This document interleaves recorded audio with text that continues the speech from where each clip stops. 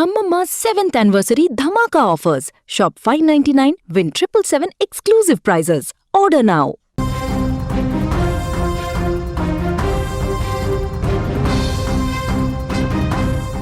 ప్రేమించి పెళ్లి చేసుకున్నాడు. కంటికి రెప్పలా చూసుకోవాల్సిన భార్య తల్లిని ఆ యువకుడు అత్యంత కిరాతకంగా అంతమొందించాడు. ఒక చిన్న గొడవ, ఒక క్షణికావేశం ఒక నిండు ప్రాణాన్ని బలి తీసుకుంది.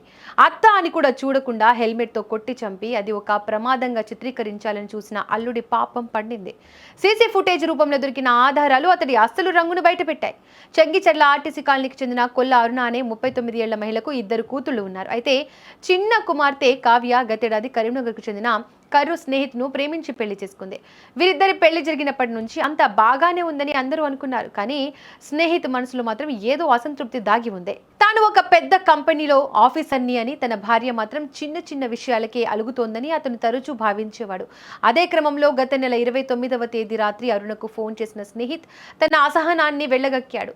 బాసన్లు తోమే నీ కూతురిని పెళ్లి చేసుకున్నా అంటూ అత్తను మాటలతో వేధించాడు.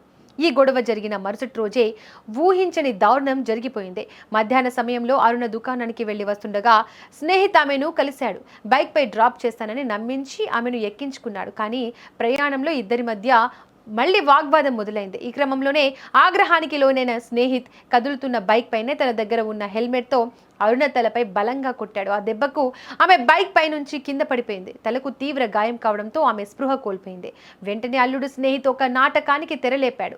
భార్య కావ్యకు ఫోన్ చేసి అత్తమ్మకు ఫిట్స్ వచ్చి కింద పడిపోయిందని, తాను ఆసుపత్రికి తీసుకెళ్తున్నానని చెప్పాడు. ఆసుపత్రికి చేరుకున్న కావ్యకు తన భర్త ప్రవర్తనపై అనుమానం కలిగింది. అతను చెబుతున్న మాటలకు అక్కడ ఉన్న పరిస్థితులకు పొంతన లేకపోవడంతో ఆమె వెంటనే అలర్ట్ అయింది.